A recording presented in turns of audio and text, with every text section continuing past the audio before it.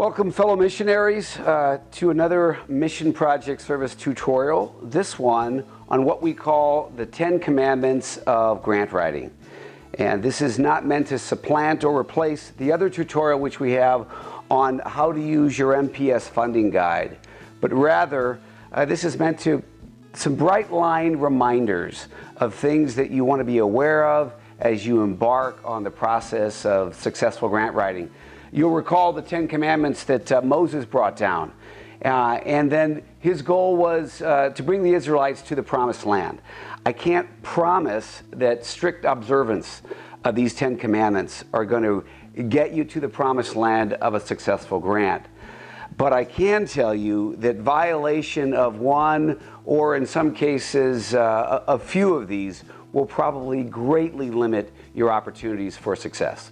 And we want to get you there. We want to get your projects funded. So my name is Arthur Pingelt. I'm the Executive Director of Mission Project Service. Thanks for spending just a few minutes with me as we go through these. And I will say, if you're a member of Mission Project Service, thank you for taking the time. If you are not yet a member, I hope that some of the commandments that I give you, you find helpful, and that might be enough of information on how to be successful in grant writing that will make you want to actually become a member and purchase the MPS funding guide. And as I've said before on the previous tutorial and every opportunity that I have, if you are a leader of a religious congregation, or if you are in touch with leadership in your congregation, strongly encourage them to have one person dedicated to be that grant director, to make sure that things are done properly and most effectively. I really do believe it requires a dedication of resources. So let's move ahead. Let's get you closer to the Promised Land, the 10 Commandments of grant writing. Number 1, thou shalt never miss an application deadline, because it will cause automatic disqualification of your application. I can tell you, never before has this been more the truth. A few years ago even, there were foundations that would allow people to amend their application or resubmit, even if they missed for a little, as long as notice was given. The problem now is that there's an increasing number of applications, and foundations, frankly, will take the easiest opportunity for them to disqualify an applicant. And missing the deadline, there's simply no disputing. It was not submitted on time, and those are put right to the side. So that's number 1. Do not miss an application deadline. Number 2, thou shalt not apply for a project that the foundation does not fund, because this would be wasting your time. And frankly, it would be wasting the foundation's time. And like the first, it's the easiest way that the foundation can simply say, doesn't apply. They will not even give the application a review. Third, honor the foundation and learn as much as you can from their website.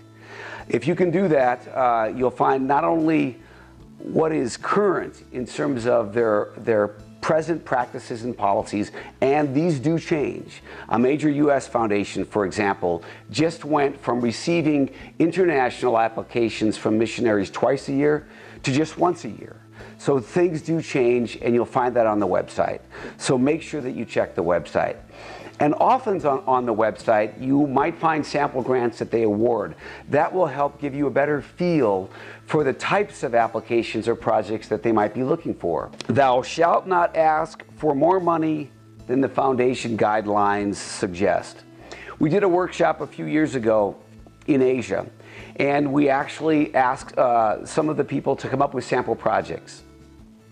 6 missionaries in a row came up with projects that qualified for the sample foundation that we were using, but each of those 6, by a factor of nearly 4 times, had asked for an amount of money 4 times more than the foundation would actually give.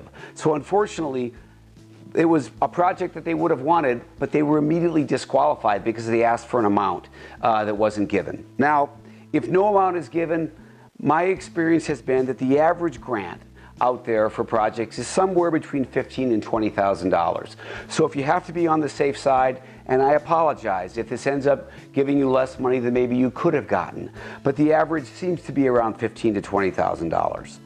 Commandment number 5, Honor the community the project supports by including their local contribution in the grant application. This does two things. Number one, it truly does honor the people in the local community where the project will be. But secondly, it tells the foundation that the local community is behind this.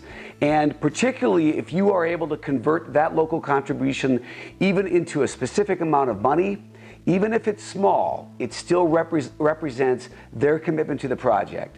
And if it is in contributed services, still it represents the fact that they are invested in the project that you, the requester, are seeking to have funded. Number 6, thou shalt always indicate where true that the grant project addresses a need that no other party is addressing. In some respects, if you put yourself in the shoes of the funder, this is what would make it most compelling for them to want to award funds for your application. If they knew that they had a chance to be a part of something that nobody else was addressing. And frankly, it also leaves the foundation or the funder with the feeling, if we don't support this project, there's a good chance that nobody else will. But I would say, where true. Because if you know that other religious are supporting this, or there are other operations that are addressing the same need, then you need to be honest about that. And then you can indicate that where just a few of us are trying to address that need. But where possible, and if you can say you're the only one in the area serving this, don't forget to do that. Commandment number 7, if a grant is made, always honor the foundation and complete a grant report if one is required. And I can tell you this is particularly important because all of you have brother or sister missionaries in your congregation or your order. You'll get the grant, you'll get the money, you'll implement the funds, and then this nagging obligation of a report will come along.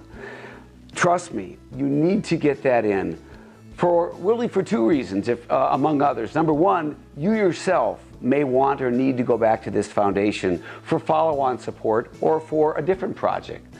But secondly, your brother or sister missionary in XYZ country may apply to this same foundation.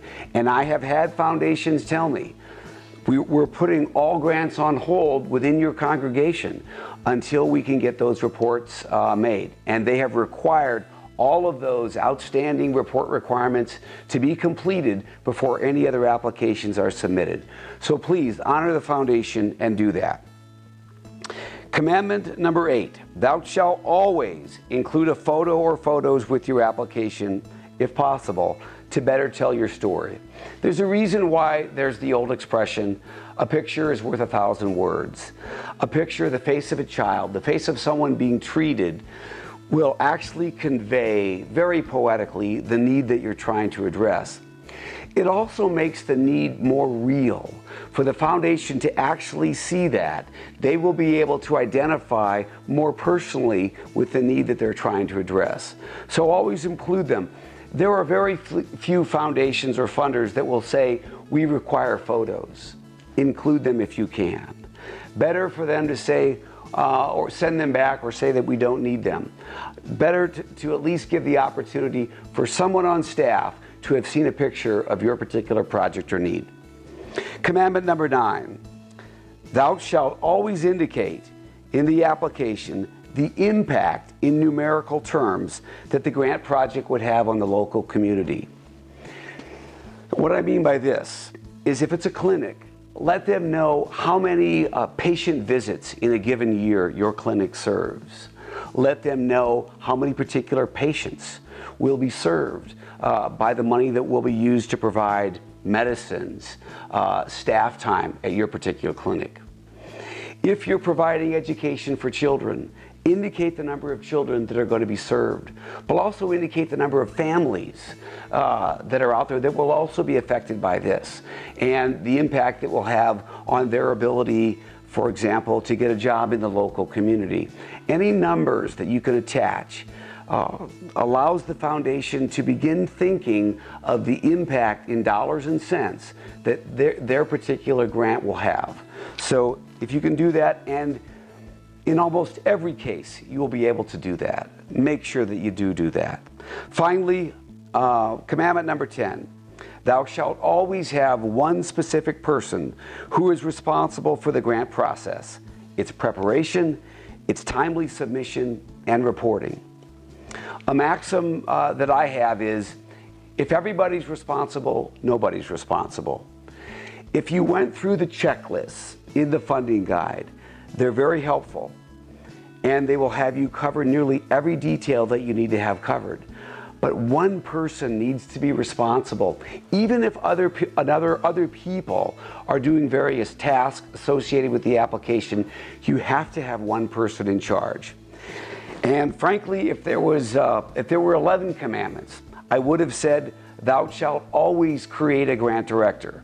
But in this instance, I can't make it a commandment, but I will make it my 11th suggestion, if I can, for those congregations and orders. Do consider doing that. But in the meantime, stick with the 10 commandments. You're going to get closer, and I'll meet you in the promised land. Thank you very much for taking the time with me.